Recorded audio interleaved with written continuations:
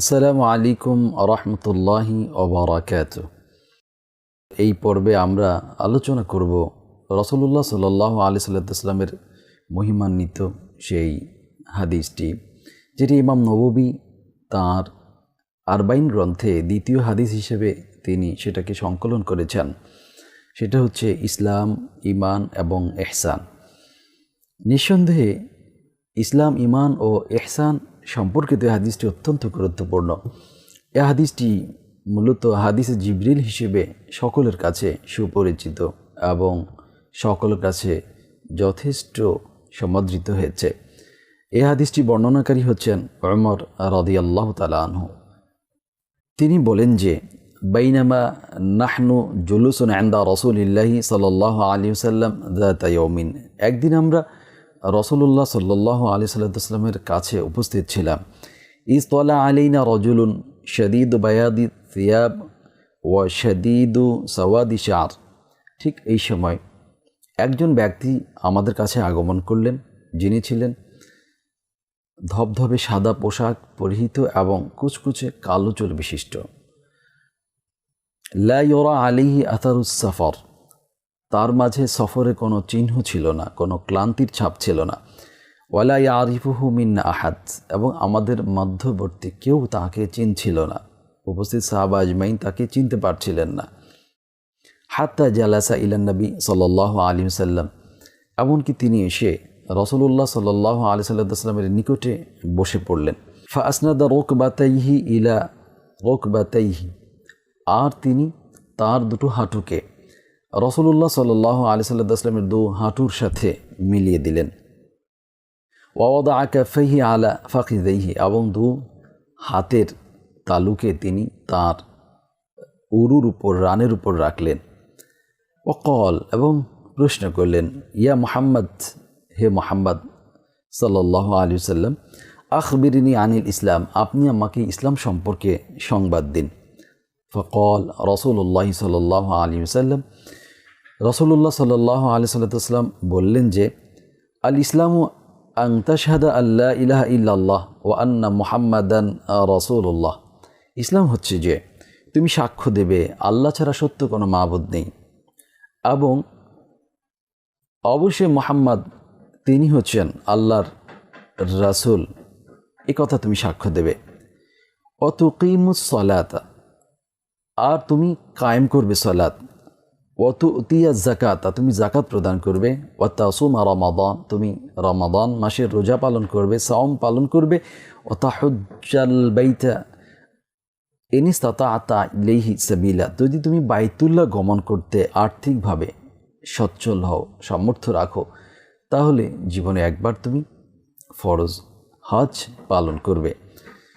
এইভাবে রাসূলুল্লাহ সাল্লাল্লাহু আলাইহি ওয়াসাল্লাম ইসলামের সেই পাঁচটি ভিত্তিকে একত্রে তিনি আলোচনা করলেন। শাহাদা, তারপরে সালাত, তারপরে যাকাত, তারপরে সাওম, এবং সর্বশেষ তিনি হাজ্জের কথা আলোচনা করলেন। কল, রবি বলছেন যে, সাদাক্তা, তখন সেই প্রশ্নকর্তা তিনি বললেন যে, আপনি সত্য বলেছেন।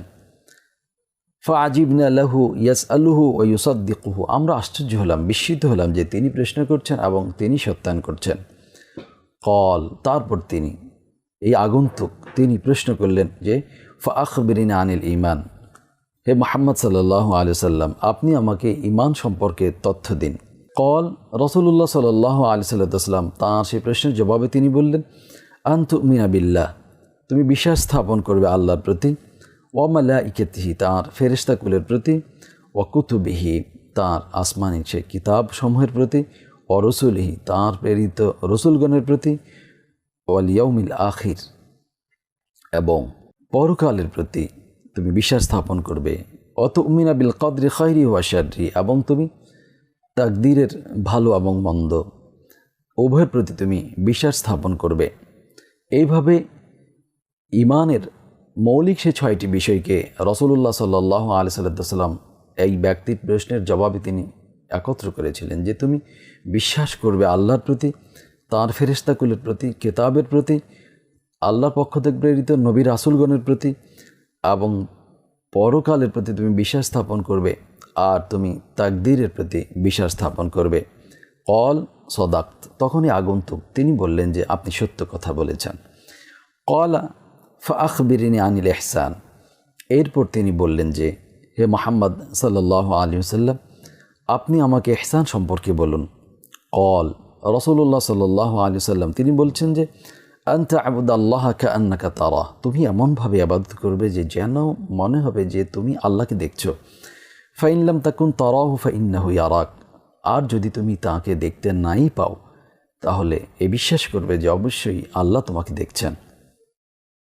কল তখনই প্রশ্নকর্তা তিনি বললেন যে ফাআখবিরিনি আনিস সাআ, হে মুহাম্মদ সাল্লাল্লাহু আলাইহি ওয়াসাল্লাম, আপনি আমাকে কিয়ামত সম্পর্কে বলুন। কল রাসূলুল্লাহ সাল্লাল্লাহু আলাইহি ওয়াসাল্লাম জবাব দিলেন যে মাল মাসউল আনহা বিআলামা মিনাস সাইল, কিয়ামত প্রসঙ্গে জিজ্ঞাসিত ব্যক্তি প্রশ্নকর্তার চাইতেও বেশি জানেন না। অর্থাৎ তুমি প্রশ্নকর্তার, আমি জিজ্ঞাসিত, আমরা দুজনই কিয়ামত সম্পর্কে কিছুই জানি না। কল তখন প্রশ্নকর্তা বললেন যে ফাআখবিরনি আন আমারাতিহা, হে রাসূল, আপনি আমাকে কিয়ামতের কিছু লক্ষণ সম্পর্কে বলুন, নিদর্শন সম্পর্কে বলুন। কল রাসূলুল্লাহ সাল্লাল্লাহু আলাইহি ওয়াসাল্লাম বললেন যে আনতালিদাল আমাতু রাব্বাতাহা, যে দাসী তার মালিককে মনিবকে প্রসব করবে, এটা কিয়ামতের অন্যতম একটি নিদর্শন।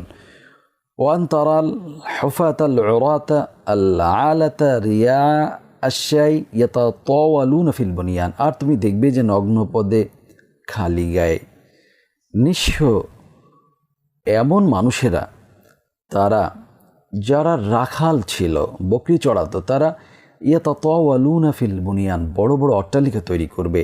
এই ধরনের নিঃস্ব দরিদ্র ব্যক্তিরা, এটা হলো কিয়ামতের অন্যতম একটি নিদর্শন। তুম্মান তালাক, এই কথাবার্তা শেষ হবার পর আগন্তুক চলে গেলেন। ফালাবিস্তু মালিয়া, ওমর ইবনুল খাত্তাব রাদিয়াল্লাহু তাআলা আনহু তিনি বলছেন যে আমি কিছুক্ষণ অপেক্ষা করলাম। সুম্মা কল, এরপর রাসূলুল্লাহ সাল্লাল্লাহু আলাইহি ওয়াসাল্লাম তিনি বললেন ইয়া ওমর, হে ওমর, আতাদরি মানিস সাইল, তুমি কি জানো এই প্রশ্নকর্তা কে? কুলতু আল্লাহু ওয়া রাসূলুহু আ'লাম, স্বভাবসুলভভাবে ওমর ইবনুল খাত্তাব তিনি বললেন যে এই বিষয় সম্পর্কে আল্লাহ এবং তার রাসূলই অধিক জানেন, বেশি জানেন। কল রাসূলুল্লাহ সাল্লাল্লাহু আলাইহি ওয়াসাল্লাম তিনি বললেন যে ফাইন্নাহু জিবরিল আতাকুম ইউআল্লিমুকুম দীনাকুম, ইনি হচ্ছেন জিবরিল, যিনি তোমাদের কাছে এসেছেন তোমাদের জন্য তোমাদের দ্বীনকে শিক্ষা দেওয়ার উদ্দেশ্যে। তোমাদের দ্বীনকে শিক্ষা দেওয়ার উদ্দেশ্যে জিবরিল আমিন তোমাদের কাছে আগমন করেছেন। রাওয়াহু মুসলিম, এ হাদিসটি মুসলিম গ্রন্থে বিশুদ্ধ সনদে বর্ণিত হয়েছে।